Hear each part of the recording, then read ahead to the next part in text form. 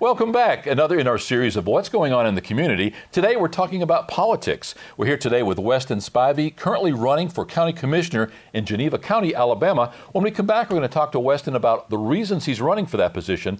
Weston's already at a young age experience in small business, his love for economic development, and maybe why the voters of Geneva County, Alabama should look at Weston seriously for their next county commissioner. We'll be right back.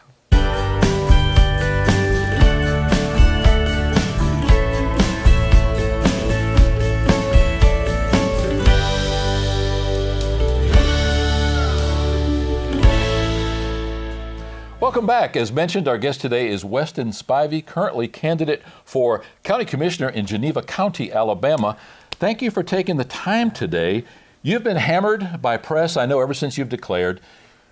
The problem with traditional broadcast media is that people want a soundbite. They just simply want to ask you a question, and then they want to edit that answer so that you can represent the way they want to see the facts. We believe, Weston, that the value of our programming is that we are a long format. We give you 20, 30, 40 minutes, an hour if that's what it takes, to tell people about yourself. That said, we want to give you that opportunity to speak directly to the voters in Geneva County, Alabama, and talk about it.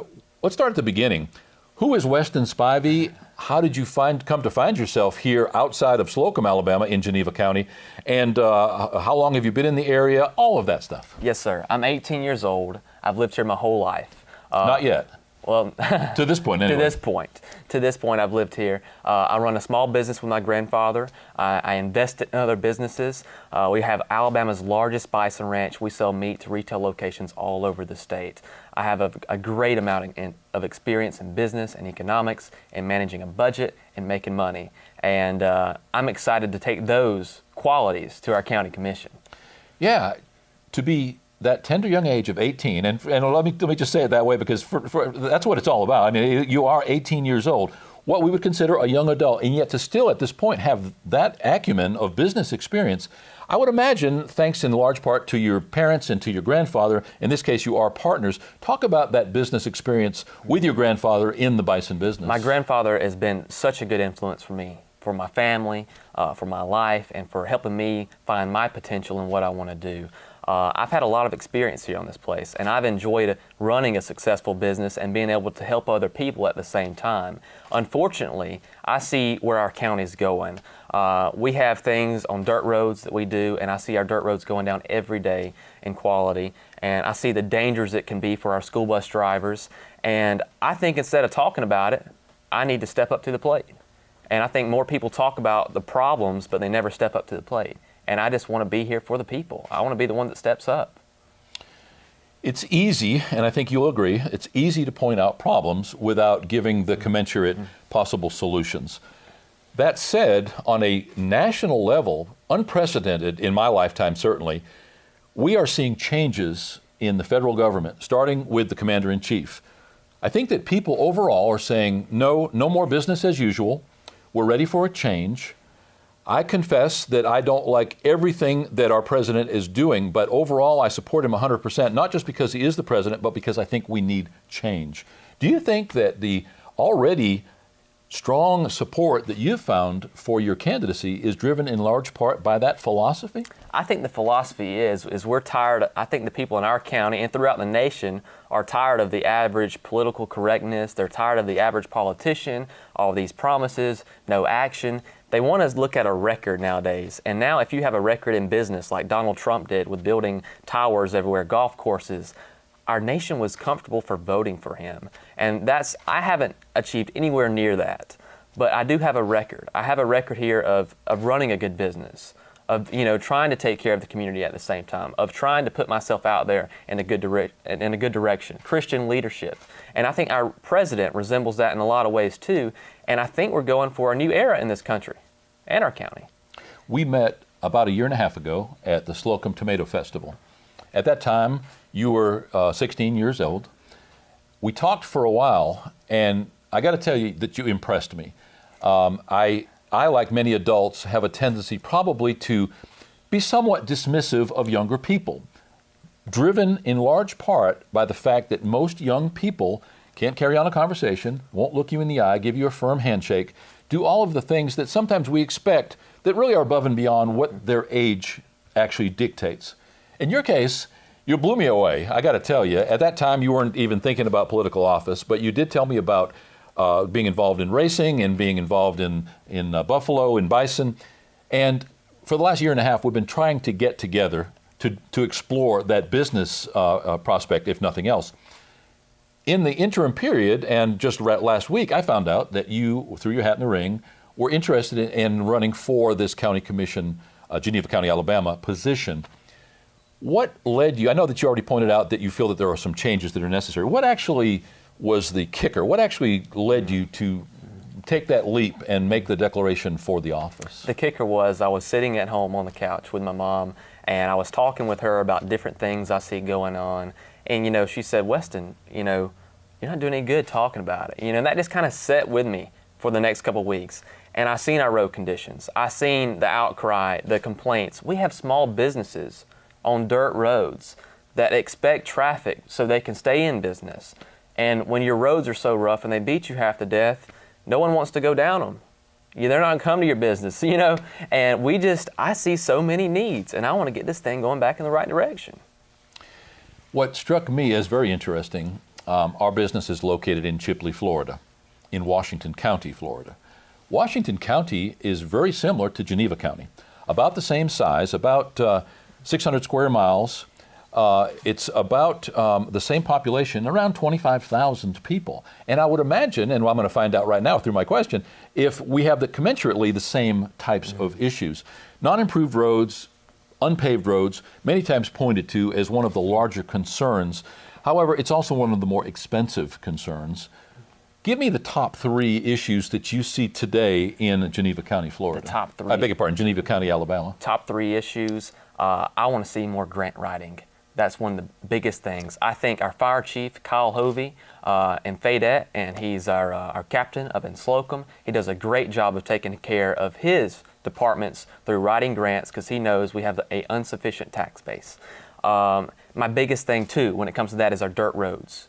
You know what I mean? Our dirt roads have to be better. We have senior citizens who live on these roads. We have school bus drivers. They have a lot at stake. They have 30 kids in the back. We don't want any accident. And from that nature, number 3, which is really my top priority too, is economic development, representing business better. The businesses aren't being represented right now. Let's start with the grant writing. When we first moved to Washington County, there was a gentleman who was adamant, and he was right, that there was grant monies available to put up a convention center in Chipley. Chipley needs an assembly area. Most small towns could use one and use that for revenue generation going forward. The problem was that although we could qualify for the grant that would put that building up, looking closely at the city, in the municipal and the county government budgets, there was not any money to cut the grass or to pay the power bill. So you have to sort of be careful with the grant process. Have you given thought to that? Yes, sir. I've given a lot of thought to it. And everything I do, Mr. Paul, I go and I sit up under people who know more than what I do, and I hear out their concerns and how they want to be represented. And from there, I collect my data on how they want to be represented, and I come back to them and I say, here's our game plan. And I don't want this to be all about me. I want to have the input from other department heads. Our police department, Don White, does a great job. Our sheriff's office, our current sheriff, Mr. Tony Helms, a great guy. We have some great department heads in our county. We're blessed to have them. And when they have a need, we need to be able to fulfill it right then. You are a large rural county, not far from Dothan, Alabama, arguably a much larger, more urban area, certainly not what you would call a metropolis or a booming city, but nonetheless much larger and with a lot of businesses. What's the plus and the negative of living in the shadow of Dothan, Alabama? Living in the shadow of Dothan, there's no 4-lane highway that runs all the way through our county. That's definitely a negative, and that's something I feel like our state's working on. We have some great representatives, some good senators. I trust them in that matter. I think one of our biggest pluses is all our traffic from Florida. County Road 49 runs right down beside my business. It hits Highway 52. There's so much traffic there. There's a lot of business potential. And in our state, we have a lot of developers. I look forward to representing the land we have for sale to those developers and showing them our low taxes and how they can save money on a 30-year term. You know what I mean? In the long run, and bringing more business here, because money is what's going to solve our problems. You, much like Chipley, although we are closer to the coast, can, if we are prudent about it, make use of, as you point out, that heavy traffic that already exists between Atlanta, Montgomery, points north, and the world's most beautiful beaches. If you can slow down 0.1% of that traffic on a summer day, it's amazing what the revenue potential would be. But when they're on the way to the beach, they only have blinders on to get to the beach. And when they're on the way home, they want to get home.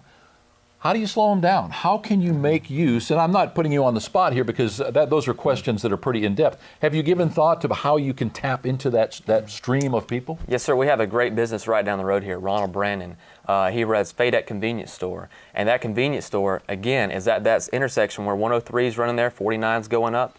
And he grabs a lot of business. Well, he's got the chili dog sign out there. He's got the Coca-Cola sign. I feel like if we have the businesses, we've got the traffic. If you have traffic, that's the biggest problem. The traffic's already here. We just need to have the businesses, and they need to be marketed right. And I trust the people that build them will do that. And I think we can I know we can get them to pull in and buy. You are going up against a one-term incumbent. Yes, sir. Who obviously is an older person.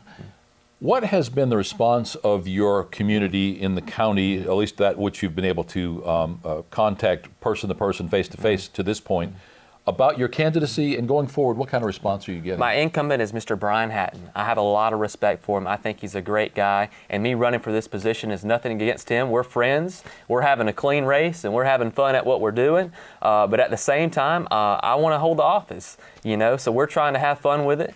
And the response has been great, though. When I go and I tell someone, I have a lot of energy. I don't have as much experience as what some of these people do, but my energy level, I'll always outwork. And that's what I've done in this business. I had no experience in meat and tax and regulations and dealing with the USDA and sales reps and hiring and scaling, distribution. The list goes on. But I went in and I went to work. And that's what I want to do. It may seem like an obvious answer, but let's go through it anyway. What about having been in business for the last several years and quite successfully, if I may say so? What qualities does that allow you to bring to that job of county commissioner? The county commissioner's role is really overseeing the county's budget. You're looking a lot at contracts. You're really part of the management of the county. And I think that key word there, budget. In business, I have to be able to run a budget. Now, my business budget and the county's budget, a government budget and a business budget are two totally different things. But at the end of the day, it is money. And if you know how to manage money, you know how to manage it in your home, you know how to manage it in your business and your personal, maybe student loans, and even in government. If you're good at managing money, it carries through you in everything you do, and I want to bring that management to the county. When you are successfully elected into this position, what do you feel are going to be some of the immediate first challenges that you're going to face? Getting down to our road and bridge department like I'm doing now and hearing out the problems those guys are facing. We're not going to be able to solve every problem. And that's what's sad. That's even in my business, I'll never be able to solve every problem. But I've got to keep collecting my data on what these guys need, the technology they need, and we need to be running grants up to Montgomery. We need to be doing everything in our capability in the word try that we can be doing. So collecting data, staying on top of the people, making sure there's feedback, making sure there's representation of when people have problems. Our farmers, a huge base for our taxes. We have to take care of them. And if they need something, they need it right now. You mentioned grants before, so I'm presuming that your thought process is that there are grants that are going ungotten by Geneva County.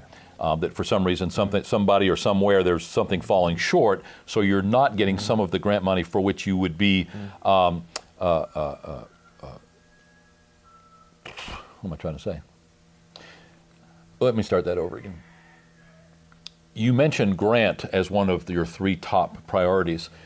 Because you do that, I am presuming that your thought process is that there are grants that you are going without simply because they're not being applied for. Extrapolating that into the county government, and you mentioned Montgomery, do you think that there is attention from Montgomery that the area is not getting because of a lack of trying on the part of the current county administration? Yes, sir. I think our county representative, which is Mr. Donnie Chasteen right now, he's done a tremendous job.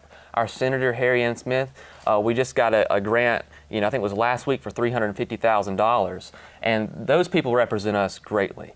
I just want to be able to assist in them and come through them and say, how can I go up there? How can I help you? What are we missing out on? And where do you need help? Because at the end of the day, we're all in this together. The public service departments, we're all in this together. We're all fighting the same fight. And we all have different capabilities from the public service departments. There's some things I can't do, that others will be able to do. And we just have to bring everyone together and sit down and say, this is how we're going to do it. Here's the blueprint. You mentioned that you enjoy a cordial relationship with the incumbent, who is your opponent at the end of the day. What kind of response have you been getting from those other sitting county commissioners? Those other sitting county commissioners, great. A good friend of mine, Mr. Todd Brandon, he's in District 2 representing Hartford, a great guy.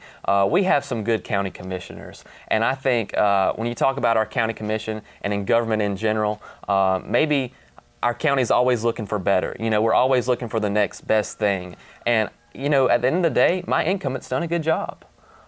He's represented our county the best of his ability. And I just want to give a try at my ability and see if my ability is different than his ability. So with that being said, I've had a great feedback from the other commissioners. And I think in our Senate, we have people that can't get along with other senators. I feel like they have one job.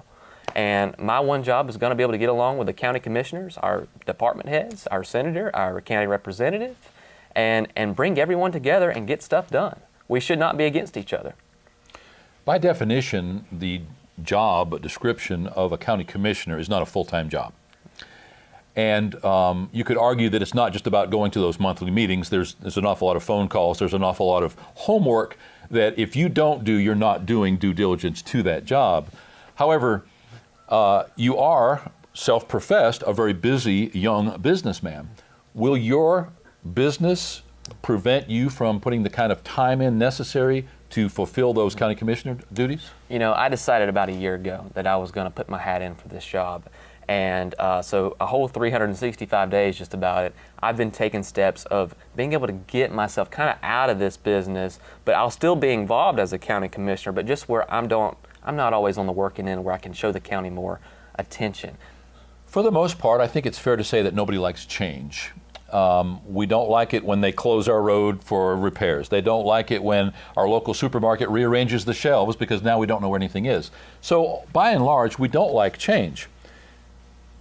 Is there anything that you would like to say to the current county employees to maybe reassure them that if and when you're elected, you're not going to be changing things, at least not right away, that's going to affect their day-to-day life? Because let's face it, that's a real concern. It is, especially when they have a family. We have dispatchers. They're so important too. No one understands that 911 until they have to call it. We have an engineer. He's a good engineer. We have so many people that have to be taken care of on the money side of things. And I want them to know I'm not coming in to take anything from them. I want to be able to increase their salaries. I want to be able to increase our county's budget. I want more economic development. Here in our county, land is about $4,000, $5,000 an acre in some cases. You can go right over to Rehoboth, about 5 miles down the road, and land is $13,500. Well, that's because there's, in some cases, better services. Schools are one of them. And I just want to be able to increase our county's value from our workers out there on the edge every day, having to scrape roads, to our dispatchers, to our fire departments. I want them to know I'm in it for them and for the better of their life and their family. Best of luck going forward. Is there anything that perhaps I have failed to ask you? Is there anything that you would like to add? No, sir. I would just like to add that I appreciate everyone in our community. I would like to recognize everyone as a commissioner. We have so much good work that goes on in our county that is just unheard of. It's all under the scale. And I just want to be able to recognize our county's volunteers, our fire departments, our police departments, and I keep repeating it because they're so important, especially our road and bridge department. We have to go in there. Those guys need some more money. They need better equipment. We have a lot of work to do, and it's going to take every last day of 4 years. If and when elected, will you be the youngest county commissioner ever elected in Geneva County? Yes, sir. Through the state, from my recognition, I'll be the youngest to ever be elected. That's not why I'm going after this job. That's a plus about it. I want to make a change in our community. You mentioned that you're homeschooled. Yes, sir. When will you actually be done with the the education part. Yes, sir. I'll graduate in April, and I would like to thank everyone at my school, at Ridgecrest Christian School, for allowing me to be able to go out and run a business, volunteer on the fire department, run for office. It has gave me many opportunities. Now, I do support public education in that same sentence. Homeschooling's not for everyone, but I would like to thank the support system I have coming out of my school. I really appreciate what they've done for me.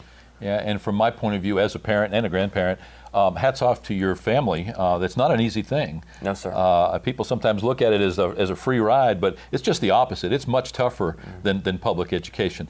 Not what we're here to talk about, but hats off to your parents certainly for that. Best of luck going forward.